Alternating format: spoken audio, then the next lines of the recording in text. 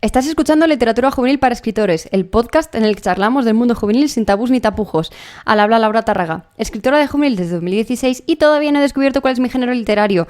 Y hoy no estoy sola, sino que hay otras personitas conmigo. ¿Quién se esconde tras el segundo micrófono? Hola, yo soy Iria. Y yo soy Selene. Y juntas somos Iria y Selene. ¡Que empiece el episodio!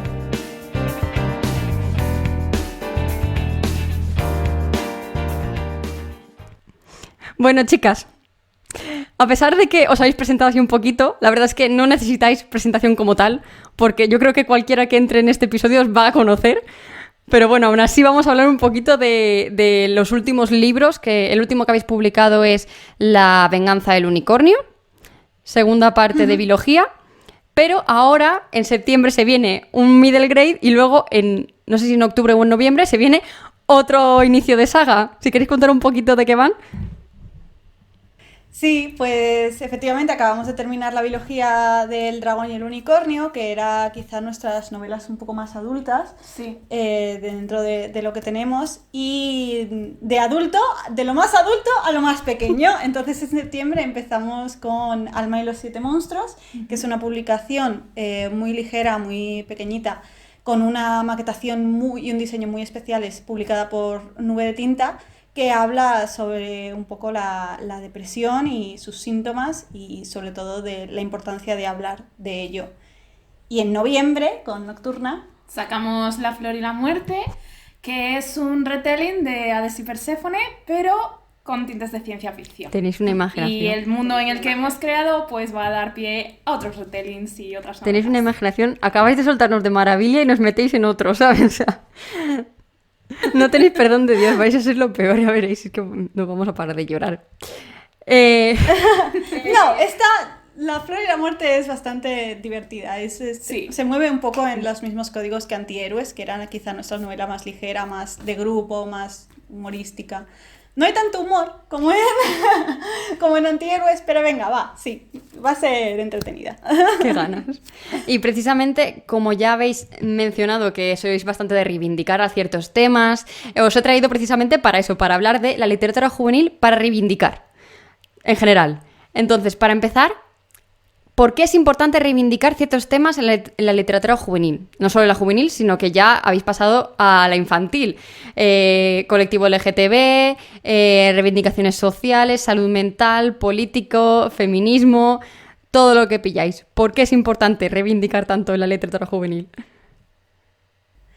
Bueno, yo creo que al final toda literatura al final es política, inevitablemente, y cuando parece que no lo es porque simplemente subraya o se contenta con la política hegemónica, ¿no? O con los mensajes hegemónicos de ese momento. Entonces, ¿por qué reivindicar desde la literatura juvenil? Me parece que es una cuestión de que realmente es imposible no hacerlo hasta cierto punto. Siempre estamos reivindicando, a veces son más unas cuestiones más políticas más claras y en otras ocasiones son simplemente valores o ideas. Pero esta idea de que la literatura juvenil, por ejemplo, es vacía de contenido o vacía de mensaje es absolutamente irreal. La literatura juvenil desde siempre ha dado pie tanto a debates muy interesantes en todo tipo de lados, como a mensajes y a concienciación de todo tipo. Y desde luego no podemos olvidarnos que precisamente la literatura infantil y juvenil son literaturas que en parte son formativas, ¿no? Entonces llegan en momentos, aunque la literatura infantil y juvenil se pueda leer a lo largo de toda tu vida, cuando las empiezas a leer, estás en etapas en las que estás aprendiendo, y si la literatura juvenil e infantil puede acompañarte en el descubrimiento de ciertos temas, pues me parece que es súper positivo, ¿no? Sobre todo porque es lo que decimos siempre, si no mencionas un tema, parece que no existe. Y obviamente el público juvenil sabe muy bien también qué es lo que quiere. Porque siempre se tiende a subestimar que no son lectores y lectoras jóvenes, entonces todavía están aprendiendo, les queda mucho por conocer del mundo, pero realmente uno de los primeros libros que se consideró como para lectores jóvenes fue Matar a un ruiseñor, que es una novela abiertamente política, por ejemplo. Y realmente la gente joven siempre ha ido a temas muy políticos. Sí. No es un tipo de literatura vacío. No. Y además es que es inevitable ahora mismo, sobre todo en el panorama sociopolítico y cultural que tenemos, hablar cada vez antes de ciertos temas, pero básicamente porque que tú no hables de esos temas no significa que los jóvenes y que los niños no puedan verlos y que no los estén sintiendo y que no formen parte de su día a día. Cuando nosotros, por ejemplo, decidimos escribir Alma y los 7 monstruos, es por una perspectiva de, jope, es que yo no empecé a escuchar la palabra depresión hasta que a mí no me la diagnosticaron. Cuando yo ya era muy mayor, en plan ya tenía 18 cuando me diagnosticaron depresión por primera vez. Entonces, realmente no se habla de salud mental, no se habla de muchísimos temas que están invisibilizados y que sin embargo afectan, porque puede haber un niño por ahí que su padre tenga depresión y no entiende lo que le está pasando a su padre. Por poner un ejemplo, ¿no? Hablando de salud mental. Ya cuando hablamos de colectivo LGBT, yo no tuve referentes de personajes bisexuales hasta que fui muy mayor y más consciente de ellos, ¿no? Si yo los hubiera tenido antes, yo igual me habría aceptado antes como persona bisexual también. Entonces es muy importante que dejemos de pensar que hay ciertos temas para adultos y ciertos temas para niños y para jóvenes, porque en realidad vivimos todos en el mismo mundo y aunque parezca que los niños y los jóvenes no se enteran, se están enterando de todos y todo les está afectando. Desde luego, ahora mismo hay muchas cosas que les están afectando. O sea, los aprendizajes alrededor del feminismo, el antirracismo, el movimiento LGBT, la salud mental, es decir, son temas que están en nuestro día a día cada vez más presentes y siempre han estado ahí, lo único que quizá antes no tenían además la oportunidad de señalarse. Entonces ahora también por eso se consideran más políticos esos mensajes. Se considera que ahora de repente estamos haciendo política, porque hablamos de lo que antes no se hablaba. Pero eso no significa que antes no se hiciera política, se haría política de otros temas, quizá. Sí, por supuesto. Pero siempre ha habido política. Simplemente, pues bueno, lo que no se hablaba ahora, lo que no se hablaba antes, se habla ahora y entonces eso es lo que quizá puede molestar. Yo, de hecho, diría o pondría el punto de se habla ahora más abiertamente. Exacto, sí. ¿Y cómo hacéis para no meter a las escritoras dentro de lo que escribís? Sin meter demasiado, o sea, se nota que tiráis más para un lado que para el otro, pero sí que es verdad que se debe mantener como cierta distancia entre los personajes y el escritor. ¿Cómo hacéis para no meteros del todo en esos personajes o en esas reivindicaciones y que os salga la vena, no sé? Sí. Activista. Bueno, para hacer activismo está bien. Y las manifestaciones y el día a día, ¿no? Para hacer statements. Pero creo que en realidad es tan sencillo como que tú puedes escribir con un mensaje, con una perspectiva política, de la que a veces incluso no vas a ser consciente tú mismo, que al final es lo que decíamos antes, de que es muy indivisible. Pero al final tus personajes son otra cosa, y tus personajes se mueven en unos códigos y en unos escenarios que en nuestro caso, por ejemplo, que escribimos fantasía y ciencia ficción, ni siquiera son reales. Nunca hemos escrito sobre, bueno, Alma, sí. Alma, pero ni siquiera importa tanto ahí, ¿no? Nunca hemos escrito lo que sería más realismo puro y duro. Entonces, nosotros tenemos esa libertad y lo importante ahí es analizar tu mundo, analizar cómo quieres construir ese mundo, qué quieres potenciar con ese mundo y entender cómo son tus personajes, no tú. Tú no eres un personaje de tu novela y entonces, pues, por tanto, puede que efectivamente el mensaje final de tu novela esté, vamos, puede no, va a ocurrir seguramente, que el mensaje final de tu novela esté en paralelo con tu pensamiento y con tu intención, pero no, eso no quiere decir que tú no puedas tener personajes que sean absolutamente lo contrario, por ejemplo, o además, entonces, no sé, yo diría que está la clave ahí, ¿no? En entender dónde está la parte ficcional y dónde está el subtexto, mensaje, etcétera, que no tiene nada que ver en realidad con la parte más de escribir, de crear la ficción. Por eso también cuesta tanto a veces meterse en la piel del personaje o crear al personaje. Crear un personaje desde el principio es algo bastante difícil porque tienes que, ser un poco objetiva con él al tiempo que te metes en su piel, y obviamente muchas veces va a tener cosas tuyas, alguna característica, alguna opinión, algo que recuerde a ti, pero también tienes que saber poner distancia, realmente. Entonces, la parte de creación de los personajes se convierte en, pues, introspección también. En plan, ¿qué características quiero que tenga de mí? O he dejado dentro del personaje que a lo mejor no me interesa que estén ahí. O cómo puedo hacerlo más diferente de lo que he escrito hasta ahora. Porque si no, todos tus personajes también serían igual. Serían tú, como un insert en la novela. Sí, efectivamente. ¿Qué características tiene de ti Armael? Espero que ninguna. Al final es bueno. El pelo negro. Efectivamente. Ya está. ¿Planteáis los temas que queréis tratar o lo que queréis reivindicar antes de poneros a escribir? ¿O va surgiendo conforme escribís porque sois bastante brújula? Tengo entendido, no sé qué hayáis cambiado. No. Seguimos igual. No sabemos cambiar. Es que muchas de nuestras premisas surgen de cabreo con el mundo. Entonces, por ejemplo, hablando de La Flor y la Muerte, La Flor y la Muerte salió de decir, jope, es que si lo piensas, las mujeres en todos los mitos clásicos terminaban siendo muy maltratadas. Toda la perspectiva toda la perspectiva femenina en la Grecia clásica estaba como terrible.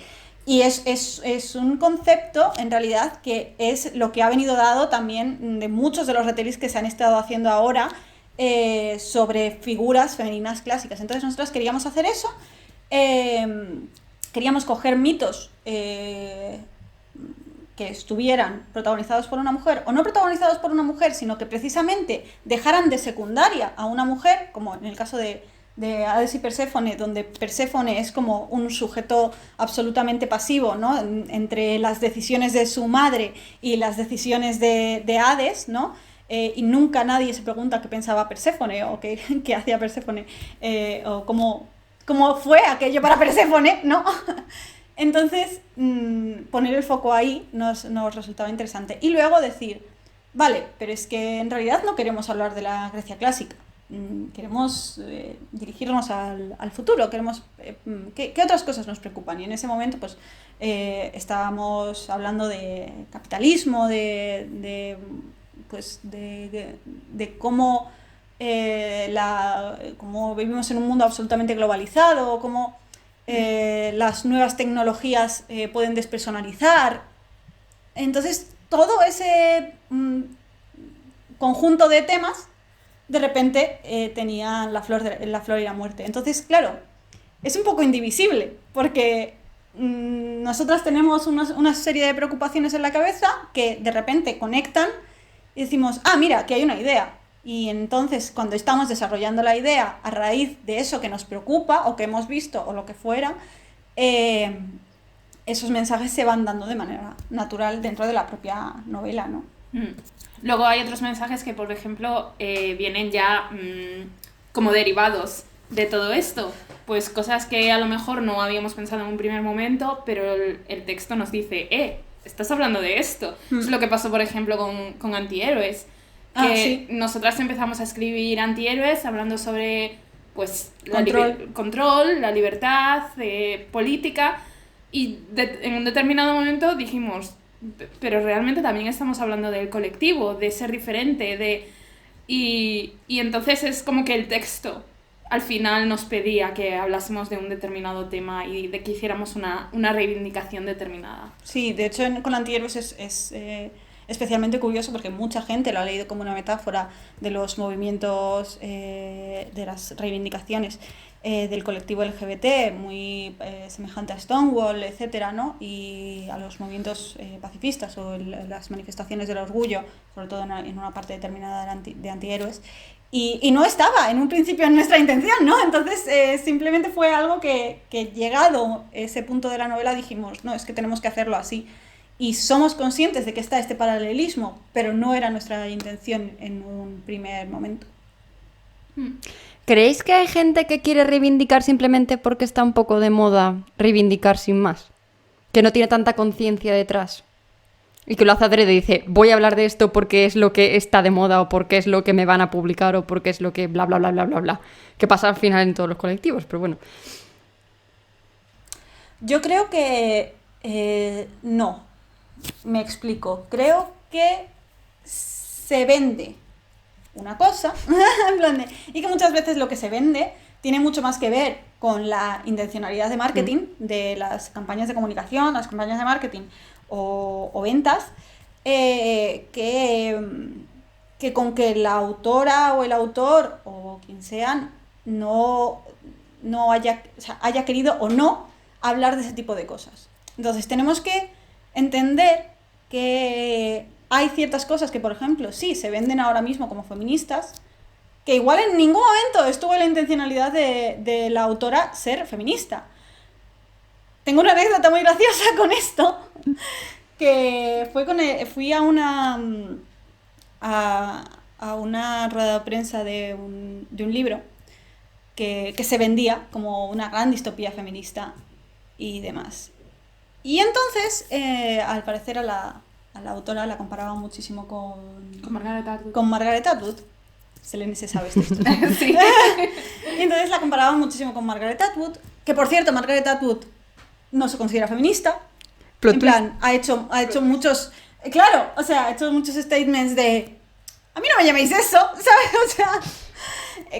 cuando en realidad tenemos la perspectiva de distopía feminista y lo primero que nos sale es el cuento de la criada, ¿no? Entonces, bueno, pues en esta situación la autora decía claramente en plan de no, a mí no me... O sea, esto se está vendiendo como feminista, pero a mí no me interesa para nada que esto sea feminista, ¿sabes? Entonces, claro, tú dices, vale, aquí ha habido un momento en el que la intencionalidad de marketing, la intencionalidad del autor, las modas que ahora mismo funcionan, las etiquetas que ahora mismo se pueden movilizar más o menos, o las que generan conversación, porque en ocasiones es simplemente que genere conversación y debate, se mezcla todo. Entonces es muy complicado y tenemos que ser, lo que yo sí que creo es que tenemos que ser muy críticos con lo que se nos vende como reivindicativo. Es decir, no porque algo tenga la etiqueta de, en este caso feminista, tiene por qué efectivamente serlo. Necesitamos ser analíticos con lo que consumimos, necesitamos, sobre todo si estamos hablando de ciertos temas. Yo creo que es sin más eso, pensamiento crítico. Cada cual puede hablar de lo que le dé la gana y como le dé la gana, eso por descontado. Pero sí, obviamente vivimos en una sociedad que capitaliza las luchas sociales.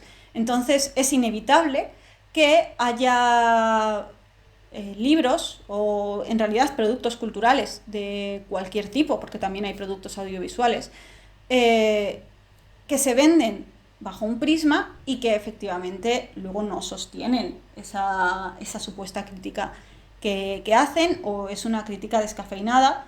En cuanto a las críticas descafeinadas, yo no tengo ningún problema porque todos vamos aprendiendo, ¿entiendes? Entonces creo que si tu análisis es básico, ya llegarás a otro análisis en otro momento, o no, igual ni siquiera hace falta, igual lo que quieres, el análisis que quieres en un determinado momento, o el mensaje que quieres es muy simple, es solo una pincelada, para que a partir de ahí se crezca, ¿no? No tiene más. Nosotras, desde luego, o sea, en nuestros propios libros lo notamos. La perspectiva igual feminista de Sueños de Piedra, ahora la habríamos hecho diferente, ¿no? En plan, vas creciendo, sobre todo en temas los que el conocimiento no es cerrado y estamos constantemente aprendiendo día a día.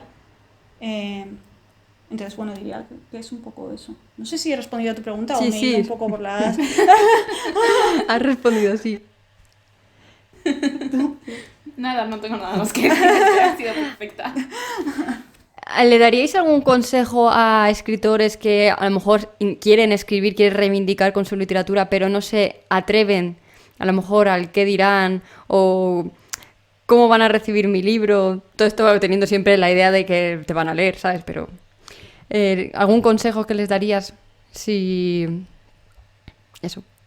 Que no les dé miedo eso. Quiero decir, el libro al fin y al cabo, siempre que lo vaya a leer gente, siempre va a haber gente que no esté de acuerdo con tu postura o que no le guste lo que has hecho, que harían la historia de otra manera, que creen que los personajes... ¿Sabes? Hay millones de opiniones. Entonces, que no se detengan por eso, porque es una pena perder una perspectiva o evitar darle voz a algo que te preocupa por todas esas inseguridades. Las inseguridades van a estar ahí, hables de lo que hables en el libro. Literal. Así que realmente... Ya estás jodido, amigo. Entonces, pues ya, llegado a este punto... No, pero aparte, sí que creo que respecto a lo que decías, Helene, de dar voz, me parece que ahora, precisamente, no es el momento de tener miedo con respecto a esto.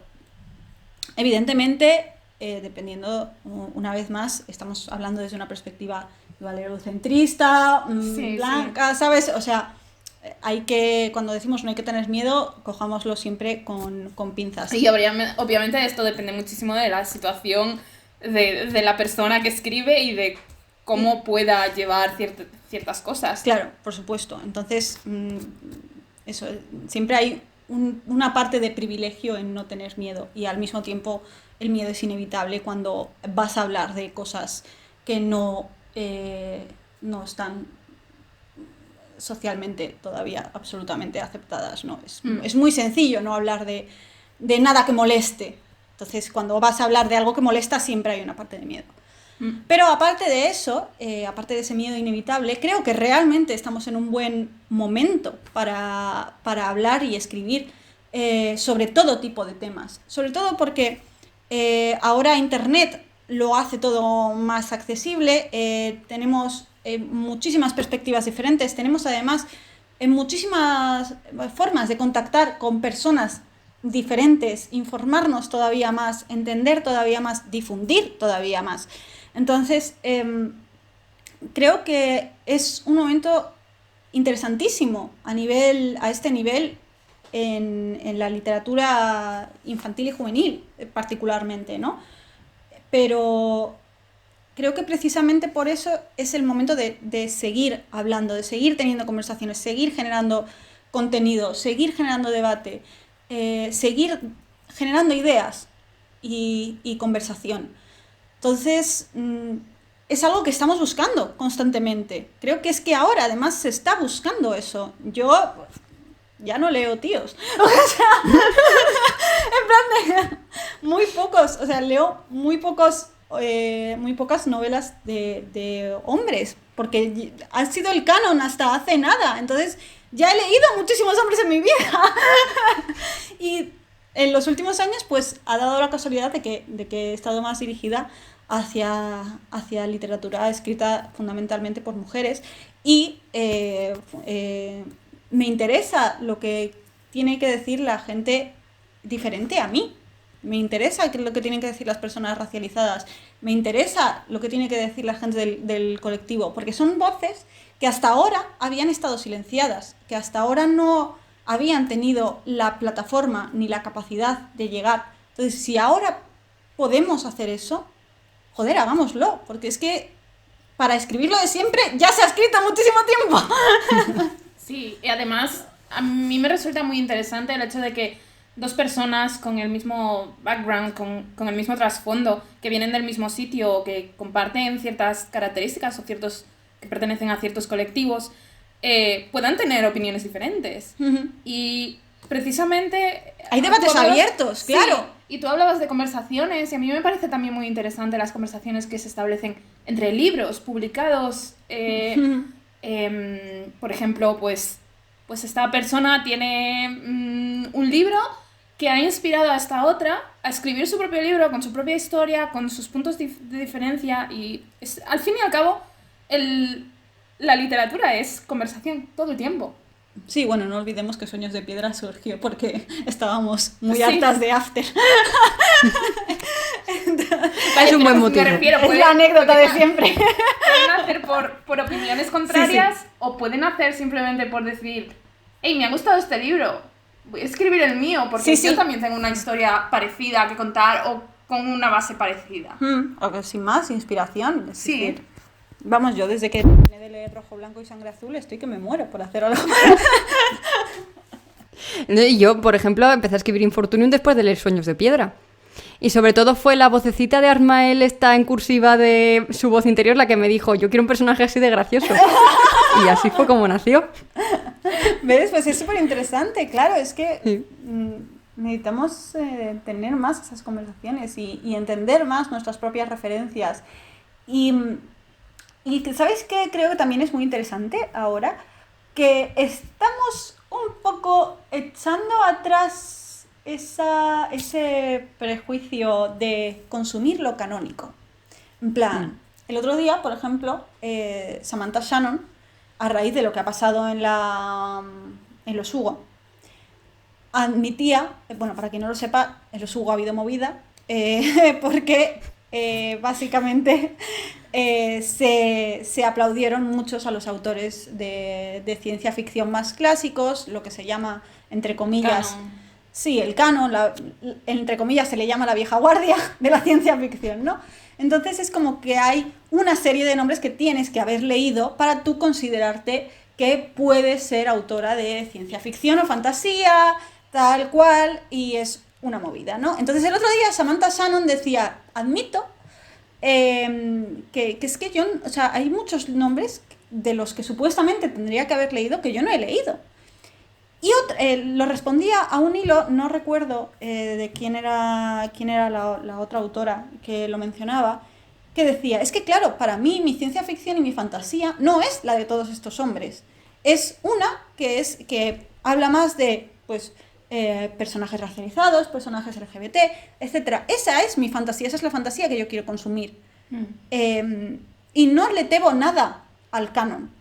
No le debo nada a estos clásicos. Y ahora estamos teniendo conversaciones generacionales interesantísimas, en realidad. Estamos aprendiendo que no por haber sido un clásico es lo más importante. Igual simplemente te interesa más la fantasía que hay ahora o la ciencia ficción que hay ahora. Y eso es válido. Sobre todo porque nos hacen sentir, sobre todo a las mujeres, muy intrusas en estos géneros por no haber leído ciertas cosas. O se nos piden el carnet, en plan de, vale, pero No, ¿cuánto sí, has leído?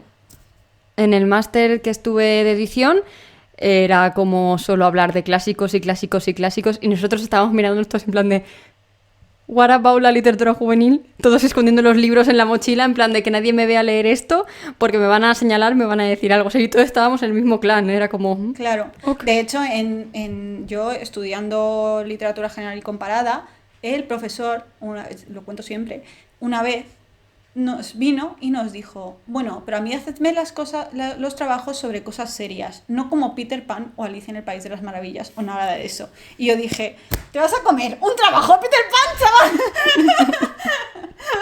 Me puso sobresaliente, se lo comió, pero, o sea, y estamos hablando de Peter Pan y Alicia en el País de las Maravillas, te quiero decir que es innegable el impacto, ¿no? Pues imagínate con la literatura juvenil actual.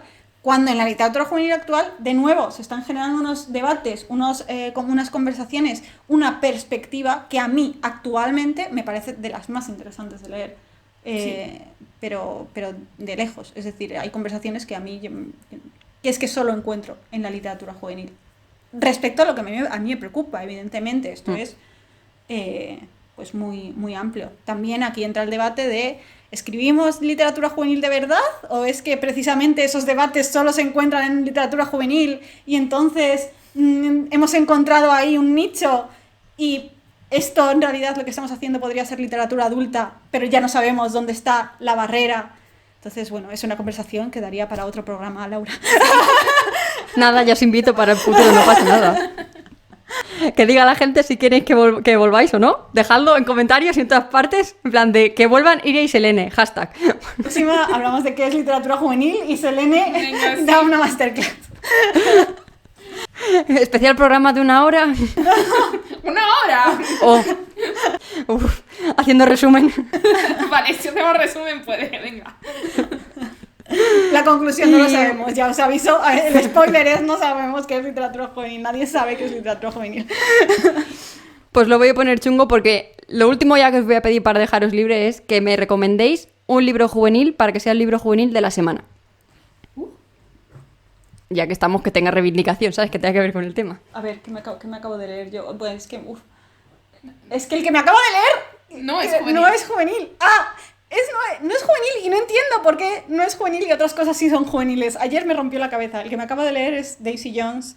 Bueno, todos quieren a Daisy Jones. En inglés es Daisy Jones on the Six.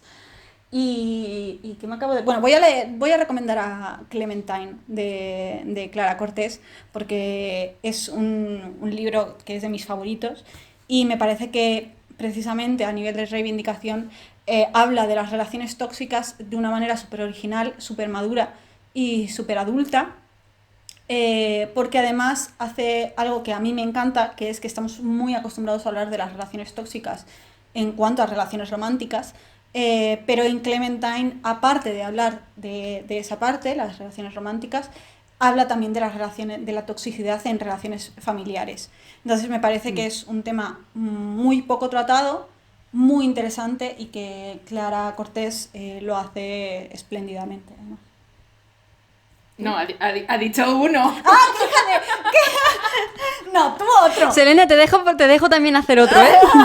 No, porque en este momento los que he terminado de leer, pues... Bueno, yo he recomendado Clementine, que me lo leí el año pasado, porque Sí, así pero es es lo que me yo acordaba. ya no me acuerdo de qué libros he leído en mi vida. Leo mucho hoy día. Y los últimos que he leído no están a la altura de... Entonces, pues... Da igual, recomienda un libro. No.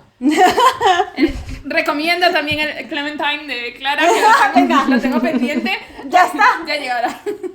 Que ibas a recomendar el de Mónica Rodríguez, de hecho, que te gustó mucho. El de Biografía de un cuerpo. Sí, lo recomiendo pero, también. Hablaré del libro. No, Biografía de un cuerpo pues es un libro que ganó el Gran Angular hace 3 años. ¿3 años ya? Sí, creo que sí. No es el del año pasado, es el No. del anterior. Vale, pues y nada, habla sobre el mundo del baile, pero la perspectiva de un chico. Y es muy interesante también cómo habla sobre la juventud, sobre la masculinidad hegemónica y cómo luchar contra ella, etcétera. Es muy interesante y pensé que lo iba a recomendar porque siempre dice, jo, es que me gusta mucho este libro. Bueno, me gustó mucho este libro, me Porque lo recomendó se lo ella. recomendé yo. Así que ahí ya os lleváis 2. Perfecto, pues nada, 2 libros juveniles de la semana para que no os quejéis. Pues nada, chicas, muchas gracias por venir al programa. No sé si queréis añadir alguna cosa más, algún mensajito final o algo. Nada, porque que yo ya... muchísimas gracias por invitarnos y que nos encanta el podcast y el trabajo que haces por la literatura juvenil, así que adelante con ello. Sí, sigue con Pues, ello, mucho ánimo. Y felicidades Muchas por gracias. los no sé cuántos mil en TikTok. Pues no sé, al día que lo estamos grabando, que es... ¿Qué día es hoy? 4 de agosto tengo 13.200. Madre de Dios, bueno, pues Pero ya está. Ella TikTok. Ya se para. Ella TikTok. Pero que va, sí, esto. Si es que suben tan rápido que ya es que dices, esto no. Es cuando te das cuenta de que los seguidores no valen para nada, porque dices, estoy igual, o sea, a mí no me han hecho rica ni nada, sigo siendo igual de pobre. ¿Verdad? Es todo una mentira, en realidad. Así que no se engañen, los seguidores no sirven para nada. No, Bueno, a ver, para que os den cariño y eso, pero a nivel monetario no. Pues nada, chicas, muchas gracias por venir. Y a ti que estás al otro lado del dispositivo electrónico que nos estés escuchando, te recuerdo que puedes compartir el podcast por todas las redes sociales para llegar a mucha más gente y seguir reivindicando el tema literatura juvenil, y que nos escuchamos la semana que viene. Adiós.